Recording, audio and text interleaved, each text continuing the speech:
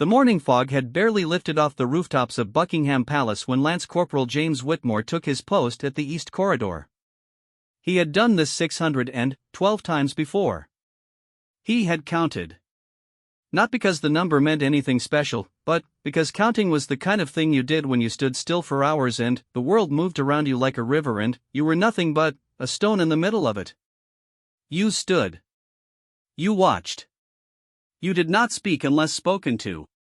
You did not fidget, did not yawn, did not let your eyes wander to the tourists pressing their faces against the iron gates outside.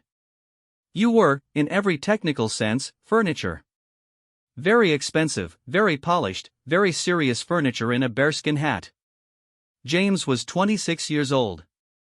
He had grown up in a terraced house in Derby with a mother who worked double shifts at the biscuit factory and a father who had served in the Falklands and come back with a bad knee and an even worse temper and a deep, unshakable belief that a man earned his place in the world through discipline or he did not earn it at all.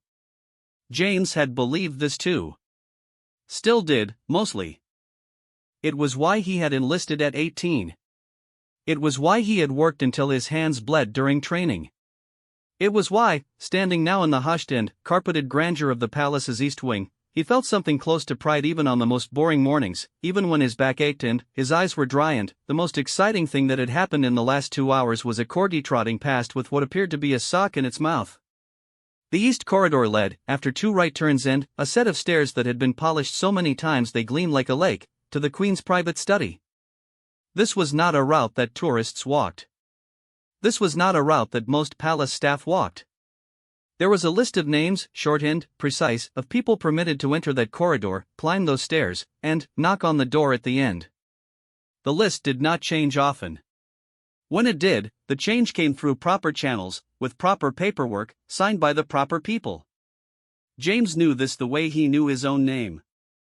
It was not a rule he had been told once and filed away. It was a rule he lived inside, the way you live inside your own skin, without thinking about it, because it was simply part of what kept everything together. He had been briefed, as all guards were briefed, on the relationships within the royal household. He understood the structure. He understood who held what title, who had what access, who moved through which doors. He understood, in the careful and non-political way that a soldier is required to understand such things, that the royal family was not a simple organism. There were layers. There were histories. There were tensions that nobody named out loud but everybody navigated around, the way you navigate around furniture in a dark room, knowing it is there, knowing the shape of it, not needing to look directly at it to avoid knocking it over. He also understood, with specific and documented clarity, that the Queen's private study was one of the most protected spaces in the building. Not because it contained state secrets, though it might have. Not because it was ornate, though it was. But because the Queen herself had requested, on more than one occasion, in language that was gentle but left absolutely no room for interpretation, that her private time in her study was her own. That the study was a sanctuary. That the people who entered it did so by invitation, and by invitation only, and that the list of those invitations was not a living document that changed based on who happened to be visiting or who felt they had sufficient standing to walk where they wished. James had read the briefing notes the way he read everything connected to his post. Carefully. Completely. He did not skim. His father had told him once, in one of the rare moments when the old man's voice had been soft rather than clipped, that a soldier who schemes is a soldier who gets surprised, and a soldier who gets surprised is a soldier who fails the people depending on him. James had been 12 when he heard that. He had not forgotten it. So he stood. The corridor was quiet. The thick carpeting swallowed sound. Somewhere far away, beyond walls and doors and the general insulation of a building that had been designed to keep the outside world at a respectful distance, he could hear the faint sound of London doing what London always did, which was everything, all at once, without pausing. He heard footsteps before he saw anyone. Heels. The specific rhythm of heels on the section of floor before the carpet began, that brief stretch of marble that connected the main hall junction to the east corridor entrance. He had learned, without meaning to, the sound patterns of the palace. The flat, practical sound of the household staff. The heavier, deliberate sound of security personnel. The irregular rhythms of visitors who were not quite sure where they were going and moved with that particular quality of forced confidence that people adopt when they are in a place they feel they should belong to more than they do. These heels were confident. These heels knew exactly where they were going. Camilla, the Duchess of Cornwall, appeared at the corridor entrance. She was dressed formally, which meant she was coming from or heading to something official. Her expression was composed in the way that expressions are composed when the person wearing them has had decades of practice composing them in front of other people. She moved with the ease of someone accustomed to moving through spaces that other people stepped aside for. Behind her, at the careful distance that an aide maintains, was a woman James vaguely recognized from previous visits, carrying a leather portfolio and looking at something on a tablet. James straightened. He was already standing straight, but there is a different quality of straight that a soldier achieves when a person of rank approaches, a sharpening of alignment that is less about posture and more about attention. The Duchess did not slow as she approached. This in itself was not unusual. People who moved through palaces regularly often moved with the assumption that the path ahead would accommodate them, because it generally did. She was moving toward the stairs. Toward the study. With the particular directed momentum of someone who has an appointment, or believes they have one, or has decided that the distinction does not matter very much. James stepped forward. Not dramatically. Not with any aggression or fanfare. Simply forward, enough to be unambiguously in the path, which is what the protocol required, which is what his training required, which is what every molecule of his professional understanding told him was the correct and necessary thing to do. "Ma'am," he said. His voice was even. He had practiced even. Even was not cold, not rude, not aggressive. Even was simply clear. "I'm afraid I can't allow access to this corridor at present." The Duchess stopped. Her aide stopped behind her, the tablet lowering slightly. There was a pause. Not a long one. Perhaps 2 seconds. But 2 seconds in a silent corridor, between a royal duchess and a palace guard who has just told her she cannot pass, is a very particular kind of pause. It has weight to it. It has temperature. "I'm going to see Her Majesty," the Duchess said. Her tone was not unkind, but it had the quality of a statement rather than a request, the quality of something that expected acknowledgement rather than response. James did not move. "I understand, ma'am. However, Her Majesty has given standing instructions that the study is not to be accessed without prior arrangement confirmed through security. I don't have any record of a confirmed appointment for this morning." The aide shifted behind the Duchess. A small movement. Almost nothing. But James had been trained to notice small movements, and what this one communicated was either that there was in fact paperwork that could clarify the situation, or that there was not, and the aide was calculating how to handle the fact that there was not. "I'm family," the Duchess said. This was true. It was also, from James's professional standpoint, not the question. The question was not who she was. The question was whether the correct procedures had been followed for this particular corridor on this particular morning. His orders did not include a family exemption. They included a list, and a process, and a set of protocols that existed because the person at the end of that corridor had asked for them to exist. "Yes, ma'am," James said. "I understand. But my orders are clear, and I'm not in a position to deviate from them without confirmation from the appropriate authority." He watched her face.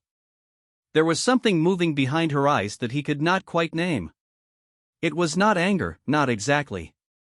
It was something more like disbelief, the particular disbelief of a person who has moved through the world largely without encountering resistance and has therefore lost some of the muscle memory for how to respond to it. Behind her, the aide had raised the tablet again and was typing. James stood his ground. His back was straight. His hands were clasped behind him. His face was exactly as neutral as he had spent years learning to make it. He was not, in that moment, triumphant or frightened or conflicted. He was a soldier at his post, doing his job, which was the only thing he had ever really known how to do without second-guessing himself. The carpet was very thick beneath his feet. The corridor was very quiet. Outside, somewhere, London kept moving. The situation was, in one sense, very simple. In another sense, it was anything but. And it was only just beginning. He did not know yet what the next hour would cost him. He did not know what calls would be made, what conversations would happen in offices above and below him, what his commanding officer would say when the radio crackled to life 11 minutes later. He did not know that this moment, this precise and unremarkable-looking moment in a carpeted corridor with the fog still lifting outside, would be the moment that defined the rest of his career, his reputation, and his understanding of what it meant to serve something larger than yourself, even when that something could not speak in your defense. He just stood there, doing his job. The heels on the marble had stopped. The corridor held its breath. The radio crackled 11 minutes after James had stopped the Duchess at the corridor entrance. He had counted. Not obsessively, not in the way that would suggest he was rattled, but, in the background, the way he always counted, because time was something a soldier tracked without being asked to. 11 minutes was a meaningful number. It meant someone had made a phone call. It meant the phone call had been received by someone with enough authority to pick up a radio. It meant the machinery of the palace's internal hierarchy had begun to move, and it was now moving in his direction. He had not moved from his position. The Duchess had retreated, not in any dramatic or upset fashion, but with the composed practicality of a person who understands that a wall is a wall and pushing it harder is not necessarily the most efficient response.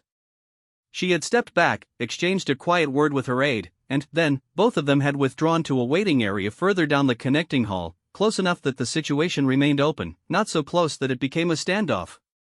Her aide had been on the phone within 90 seconds. James had clocked this too. What he felt, standing there, was harder to name than anything his training had prepared him for. His training had covered a great many things. Crowd management. Threat assessment. The specific protocols for specific corridors. What to do if a camera crew appeared. What to do if a member of the public became agitated. What to do if someone claimed authority they did not have, or tried to charm their way past a checkpoint, or simply walked forward with such absolute conviction that they belonged somewhere that a less prepared guard might step aside reflexively, not from agreement but from social pressure, the same reflex that makes people on a train move when someone simply walks toward them with purpose. James had been trained out of that reflex. Or rather, he had trained himself out of it, long before he ever stood in a palace corridor. He had practiced the particular stillness required to hold a position when every social instinct was whispering that holding it was impolite. Rudeness and protocol are not the same thing. He had learned this. He believed it. But, the Duchess of Cornwall was not a member of the public trying to charm her way past security. She was not a foreign dignitary without the correct paperwork, or a journalist who had somehow gotten through the outer layers. She was family. She moved through this palace regularly. She had a relationship with the Queen that predated James's entire existence at this post, predated arguably his own adult life. And she had looked at him with that specific expression, the one that was not quite anger and not quite offense but somewhere between the two, with the additional element of something that he could only call bewilderment, as though the idea that a young man in a bearskin hat might constitute an obstacle had simply not occurred to her as a genuine possibility. He understood why. He held no ill feeling about it. He was, objectively, a 26-year-old from Derby standing between a member of the royal family and a door. From the outside, from almost any angle, this looked like the wrong outcome of a straightforward situation. He was aware of this. He was aware that the story being told about this moment in the waiting area, on the phone calls being made, in the radio messages currently directed at his commanding officer, was not a story in which James Whitmore was clearly in the right. It was a story in which a guard had blocked the Duchess of Cornwall from seeing the Queen. That was the headline version. Headlines had a way of making complicated situations feel much simpler than they were, and they had an equally reliable way of making the person who followed the correct procedure feel like the person who had gotten it wrong. Sergeant Alan Hutchings appeared at the far end of the corridor 3 minutes after the radio call. James knew Hutchings's walk the way he knew the sound of every regular footstep in the palace. Hutchings moved with the particular economy of someone who had been doing this for 22 years and had seen enough that almost nothing accelerated his pace unless it genuinely needed to be accelerated. Today his pace was slightly above average. Not a run, not even close, but that particular deer between walking and urgency that people who are trying to appear calm engage when they are not entirely calm. Hutchings reached James and stopped beside him. He did not look directly at James for a moment. He looked at the corridor ahead, then at the waiting area where the Duchess and her aide remained, then back to the corridor. James understood, assessing. Not doubting. Hutchings was not the kind of sergeant who arrived at a post to second-guess the person standing it. He was the kind who arrived to understand the situation completely before he said a single word, because a sergeant who speaks before he understands is a sergeant who creates problems rather than resolving them. "Walk me through it," Hutchings said. His voice was low. Not secretive, just appropriately quiet for a corridor where sound traveled. James walked him through it. Precisely and without embellishment. The Duchess's approach. Her stated intention. His response. Her response to his response. The aide's phone activity. The current position of both parties. Hutchings listened without interrupting. When James finished, there was a brief silence. "Her name is not on the morning clearance list," Hutchings said. It was not a question. "No, Sergeant." "And you've had no override instruction from upstairs?" "Not as of this moment, Sergeant." Hutchings looked at the corridor again. Then, he looked at the waiting area. Then, he did something James had not entirely expected, which was to turn and face James directly, with the specific look of a senior soldier taking the measure of a junior one. Not a skeptical look. Not a disappointed one. Something more serious than either. "You understand what you've done," Hutchings said. "I've followed standing orders," James said. "That is what you've done technically," Hutchings said. "What you've also done, and I want to make sure you understand this clearly, is stopped a senior member of the royal family from accessing a part of her own family home. That is going to generate paperwork. It is going to generate conversations. It is going to generate, very possibly, conversations about you, about your judgment, about whether this post requires someone with a different kind of calibration. I want you to understand that before anything else happens." James understood it. He had understood it within approximately 45 seconds of making the decision to step forward. He was not naive. He knew the institutional machinery of a place like this. He knew that following the correct protocol and escaping the political consequences of following it were two separate outcomes that did not always overlap.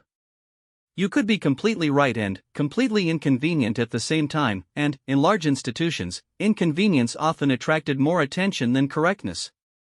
"I understand, Sergeant," James said. "Good." Hutchings looked at him for another moment. "Stay here." He crossed the hall to the waiting area.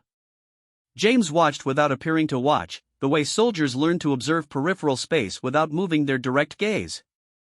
He could not hear the conversation. He could see the body language. Hutchings was respectful without being servile. The Duchess was composed. Her aide had the tablet up again. At one point Hutchings nodded, and the Duchess said something in response, and Hutchings nodded again with a slightly different quality, more the nod of a person absorbing information than the nod of a person agreeing.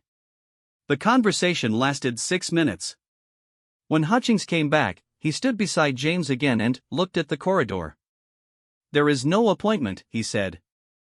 The visit was, as she put it, informal. She wanted to stop by and have a word with Her Majesty about arrangements for next week. She had not anticipated it being necessary to schedule this in advance through security. James said nothing. "I've explained the standing orders," Hutchings said.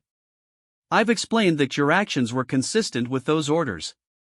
I've also explained that we will need to verify through the proper channels before anyone can be admitted to the corridor this morning, and that we will do so as efficiently as possible." "What did she say?" James asked. He was not sure why he asked this. Probably because he was human and, standing in a corridor feeling the specific weight of having done something correct that had made something difficult, and there was a part of him that wanted to know if the person on the other side of it understood that, even a little. Hutchings considered the question for a brief moment in the way that a sergeant considers whether a question from a junior soldier is appropriate before deciding to answer it. She said she appreciated the thoroughness, he said. His tone was dry in a way that carried several layers of meaning simultaneously. James looked straight ahead. The verification process took 31 minutes. During those 31 minutes, the palace's internal communication system worked through several layers. A call was made to the Queen's private secretary. The private secretary confirmed that the Queen was in her study, that the morning was reserved for personal time, and that no visitors had been scheduled. The private secretary then, according to standard protocol, contacted the Queen's personal aide. The personal aide, after a few minutes, conveyed that Her Majesty was aware the Duchess was in the building and would be delighted to receive her, but that she would need approximately 20 minutes to reach a natural stopping point in what she was doing. 20 minutes later, the clearance came through. The Duchess and her aide were escorted up the stairs by Sergeant Hutchings. James remained at his post. As the Duchess passed him, she paused for exactly 1 moment. Not a long pause. Nothing performative about it. She looked at him with an expression that he filed away in the part of his mind that he used for things he needed to think about later, when he was not standing in a corridor being professional about it. She did not say anything. She went up the stairs. James stood where he was. His hands were clasped behind his back. His face was exactly as neutral as his training required it to be. His breathing was normal. His back was straight. Everything on the surface was exactly as it should be. And, underneath the surface, in the place where a 26-year-old from Derby stored the things he was not ready to look at directly yet, something was turning over slowly, like a stone being examined for what was living beneath it. He had done the right thing. He was increasingly aware that the right thing was not the same as the easy thing, and was not the same as the safe thing, and was, in fact, in certain institutional environments, precisely the thing that made you visible in ways that visibility was not always comfortable. He had wanted to be furniture. Furniture did not generate paperwork. Furniture did not stop duchesses. He stood there. The corridor was quiet again. He had 6 more hours on his shift. He counted them the way he counted everything. One at a time, the formal review was scheduled for the following Thursday. James found out on Monday, which gave him 3 days to exist in the specific kind of limbo that institutions create for people who are being evaluated, a state that is not punishment but feels adjacent to it, not accusation but carries the same weight in the chest. He was not removed from his post during this period. He was not spoken to by his commanding officer in a way that suggested he had done something wrong. He was, in the formal and technical sense, completely fine. In every other sense, he was aware that something had shifted in the atmosphere around him, the way weather shifts before rain, not visible exactly, but felt in the pressure, in the way people's faces changed slightly when they saw him coming, in the particular quality of the silences that followed certain conversations when he entered a room. Soldiers are not, by nature or training, people who discuss feelings in hallways. This is not a criticism of soldiers. It is simply a fact about the culture, the way that certain cultures develop certain conventions around what gets said and what gets managed internally and what gets expressed through the medium of doing your job very well and not looking at it directly. James was fluent in this convention. He had grown up with it. His father had operated almost entirely within it. The biscuit factory shifts, the bad knee, the Falklands that nobody ever named but which hung in every room of the Derby house like smoke from a fire long since put out, none of that got discussed. It got metabolized, quietly, through the act of continuing. James continued. He stood his posts. He followed his protocols. He greeted his colleagues with the same level of warmth he always had, which was moderate and genuine and not excessive, because excessive warmth from a soldier who has just created a minor institutional incident reads as either guilt or desperation, and James was neither. He ate his lunch in the staff room. He read the briefing notes for the following week's scheduled visits. He did the things a soldier does when he is waiting for something he cannot control to resolve itself, which is to focus entirely on the things he can control and try not to give too much space to the things he cannot. What he could not fully control were the conversations that reached him secondhand. Palace environments, particularly the staff-facing side of them, are not as sealed as the public-facing side might suggest. Information moves. It moves through the staff canteen and through the locker room and through the particular social geometry of people who work the same building for years and develop the kind of familiarity that produces, among other things, the sharing of information that has not been officially released. James heard things. Not all of it, not in a coherent sequence, but enough to assemble a partial picture. He heard that the Duchess had mentioned the incident to at least one other person within the household. He heard that the description she had given was not hostile, not a complaint exactly, more an account, the kind of story that a person tells when something surprising has happened to them and they are still processing the surprise of it. He heard that the phrase she had used, according to someone who had heard it from someone else in the reliable telephone game fashion of institutional gossip, was something close to "the young man was absolutely immovable." He did not know whether this was delivered with admiration or irritation or the particular mixture of both that adults reserve for situations where someone has been technically correct in a way that is personally inconvenient. He suspected the mixture. He also heard, through a channel slightly more official, that the Queen had been made aware of the incident. This was the piece of information that sat heaviest in the part of his chest where he stored the things he was not yet examining directly. Not because he was afraid of what the Queen's awareness meant, but because the Queen was the person he had been protecting. She was the person the standing orders existed for. She was the reason the corridor had a clearance protocol, the reason the study had standing instructions around it, the reason any of this mattered in the first place. Knowing that the person at the center of it all had now been told about it was like the moment when you've done something and the person it was for finally learns that you did it, and you are standing there uncertain whether you are about to be thanked or told that you misunderstood the assignment entirely. He had not misunderstood it. He was fairly certain of that. But certainty, he was learning, is a different thing from peace. The review on Thursday was held in a small office on the second floor, the kind of room that exists in every large institution specifically for conversations that need to happen behind a closed door. There was a desk. There were 3 people behind it. Major Richard Forsyth, James's commanding officer, a man with the face of someone who had spent years developing the ability to listen to a situation completely before he showed you what he thought of it. Beside him was a woman James knew as Lieutenant Colonel Sarah Danes, from the broader Security Oversight Division, whose presence indicated that this was not a purely internal review. And, at the end, in a chair that was positioned at a slight angle, as though the person in it was attending the meeting rather than running it, was a man James did not recognize, who introduced himself simply as a representative from the household office, which was a designation that told James everything and nothing simultaneously. James sat across from them. His back was straight. It was always straight. He had stopped thinking about this. Forsyth opened. He summarized the incident with precision and, without editorializing.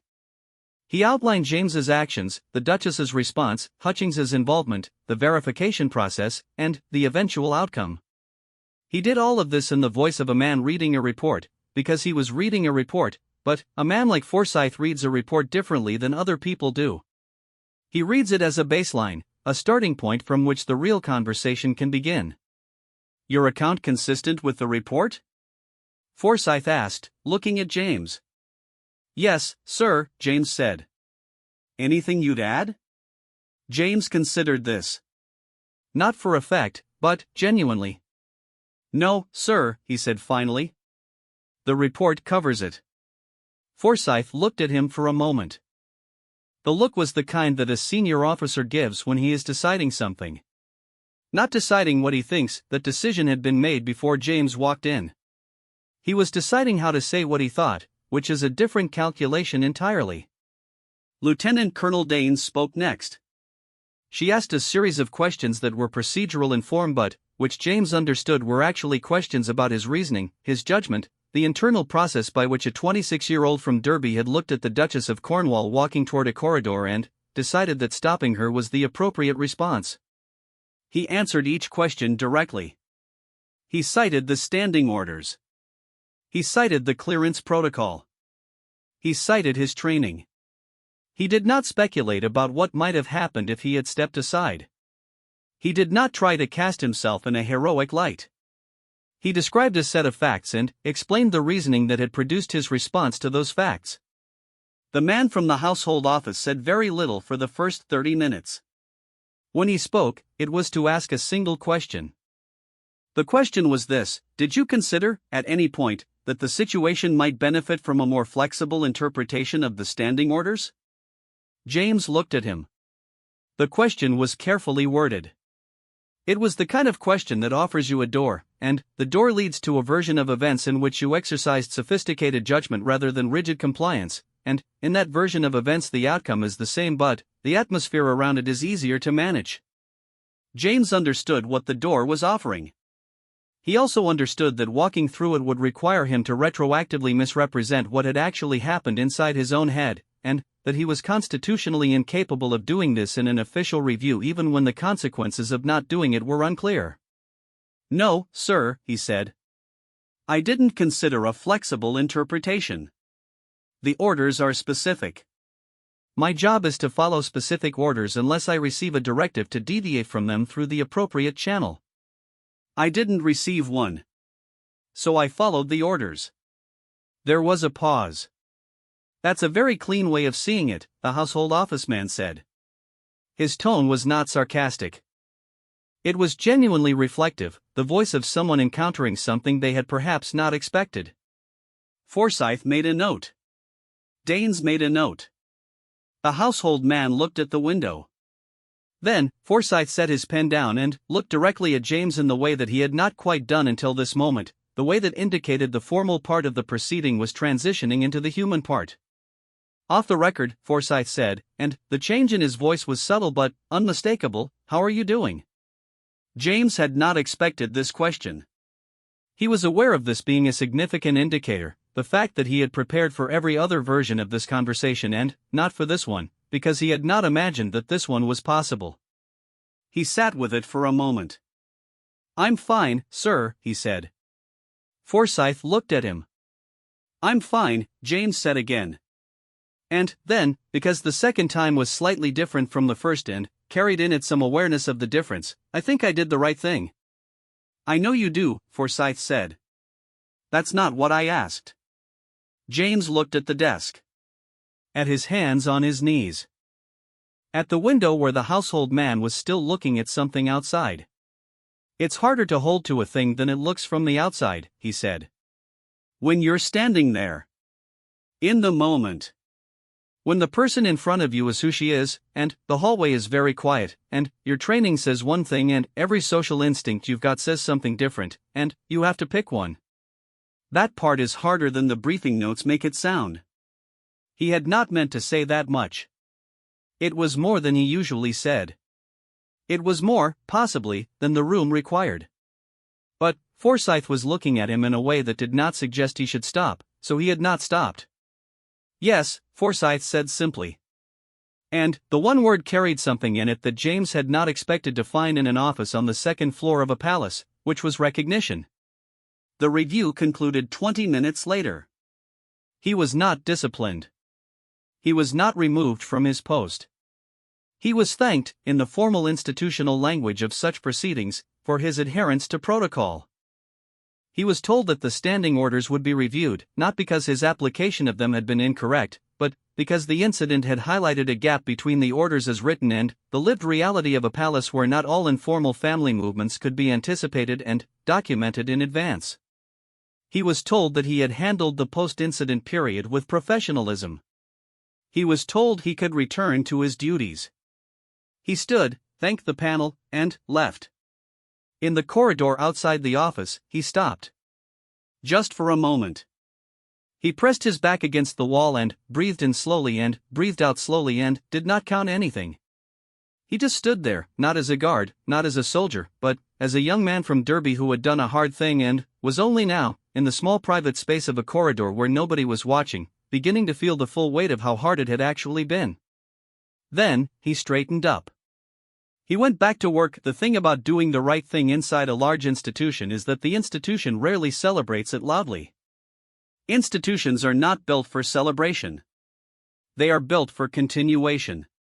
The machinery keeps moving. The briefings keep coming. The shifts rotate. The corridors fill and empty and fill again, and the person who created a moment of difficulty last Thursday is, by the following Tuesday, simply a person on the rota doing their job, and the moment has been absorbed into the ongoing life of the building the way a stone is absorbed into a river, not gone, not forgotten, but covered, smoothed, worked around by the current of everything else. James returned to his posts. He stood where he was assigned to stand. He nodded to colleagues, acknowledged superiors, observed the patterns of the building in the particular quiet and comprehensive way he always had. Nothing looked different. Externally, nothing was different. He was still Lance Corporal James Whitmore, 26 years old, posted at Buckingham Palace, 600 and, however, many more mornings since he had started counting. The count continued. The fog lifted off the rooftops when it chose to. The corgis wandered when they chose to. The tourists pressed against the iron gates with their phones raised. London kept doing everything at once without pausing. But there was something that had changed. Not in the building. In him. And it was not dramatic or sudden or the kind of change you could point to and say, there, that is exactly when it happened. It was the kind of change that a person carries for a while before they recognize it, a recalibration of something internal. The way that a compass doesn't announce when it settles on north, it simply settles, and the needle is where it is, and you navigate by it without thinking about the moment it aligned. He thought about it for the first time with something like clarity on a Saturday afternoon 3 weeks after the review, when he was off duty and walking along the South Bank because it was one of those London days that the city produces occasionally in the middle of ordinary months, days where the light comes off the river at exactly the right angle and the air has a quality that makes even urban concrete look like it was arranged thoughtfully. And he was eating a terrible sandwich from a stall that charged too much for it because he had not brought anything from home and he had been walking longer than he intended. He was watching a tourist family take approximately 40 photographs of the same bridge from the same angle, adjusting slightly between each one, seeking some version of the image that would capture what they were feeling, which no photograph was going to capture because what they were feeling was being alive in a particular place at a particular time, and photographs are very poor substitutes for that, though nobody ever stops trying. He thought about the corridor. He had been thinking about it regularly, in the background, the way you think about things that have not yet finished being processed. But, on the South Bank, with the terrible sandwich and the good light, he thought about it with a different quality of attention. He thought about the moment he had stepped forward. Not the moment before it, when he heard the heels, or the moment after it, when she stopped.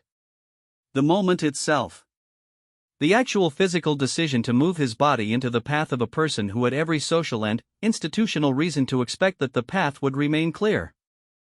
The moment when his training and his instincts and the rules he operated within had been tested not by a hostile actor, not by a genuine threat, not by a dramatic or obvious situation where the right answer was legible from a distance, but by a quiet corridor and a woman in formal dress who was family and moved like she knew it, and who had looked at him with that expression of bewildered resistance, and he had held his position anyway.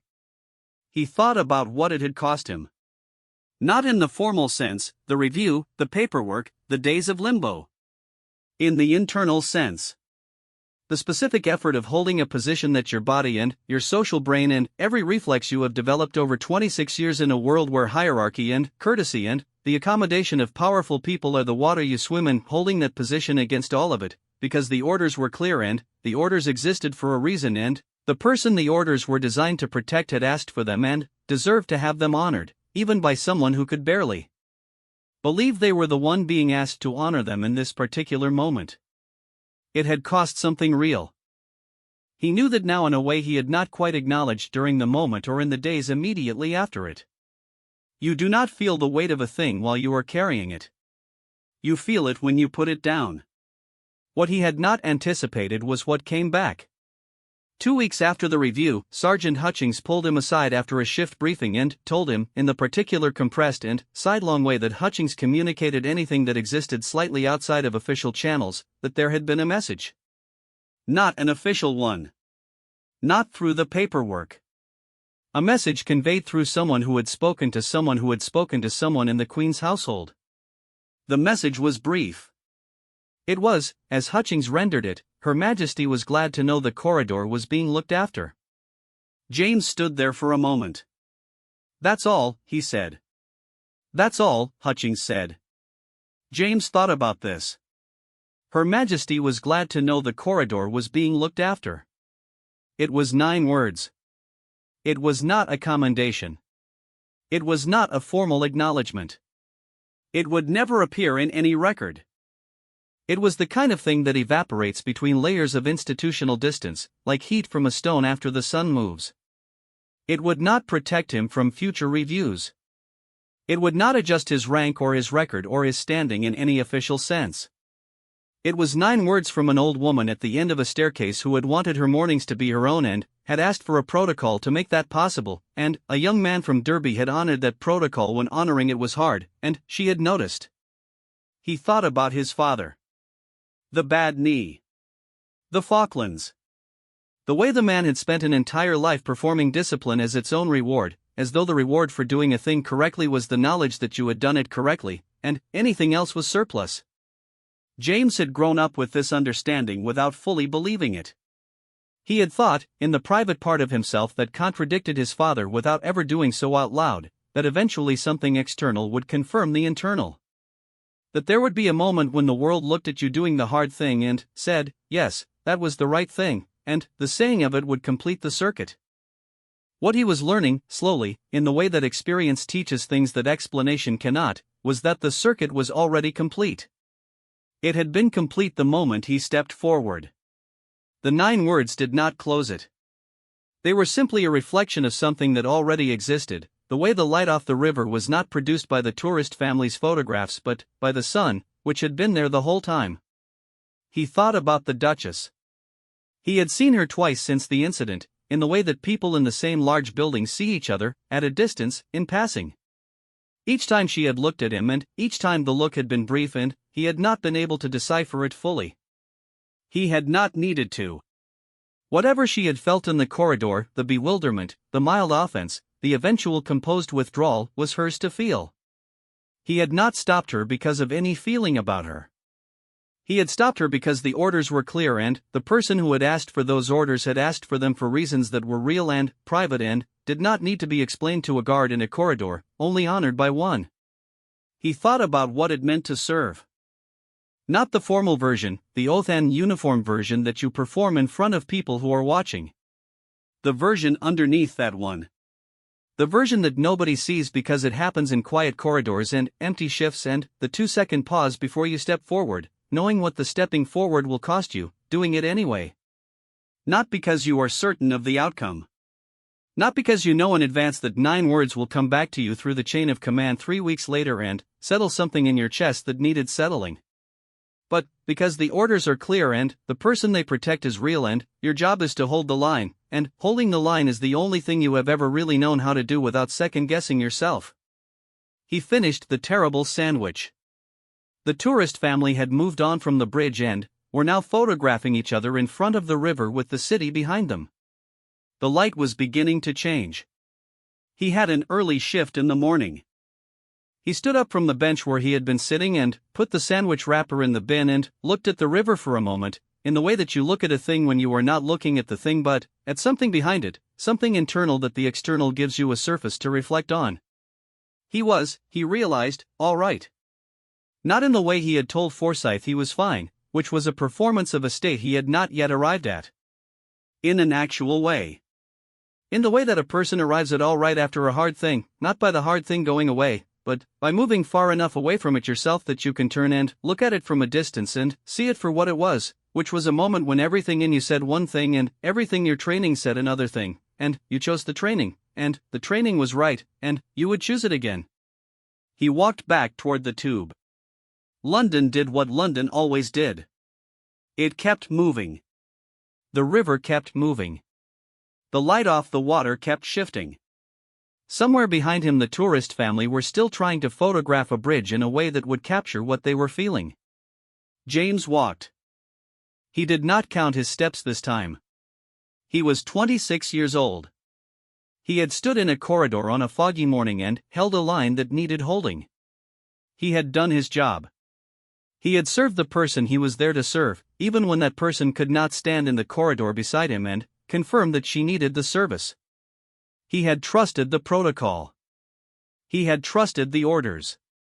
He had trusted the understanding that some things are worth protecting not because they are grand or visible or celebrated, but simply because someone real has asked for them to be protected, and you are the person standing between the ask and the answer. That was enough. It was, in the final accounting, more than enough. It was the whole thing. He went home. He ate something better than the terrible sandwich. He slept. In the morning the fog lifted off the rooftops and he put on his uniform and he went back to the corridor and he stood where he was supposed to stand and the building moved around him the way a river moves around a stone and he was still there, exactly where he was supposed to be, doing the only thing he had ever really known how to do. He was furniture again. Good furniture. The best kind. The kind that holds the room together even when the room does not know it is being held.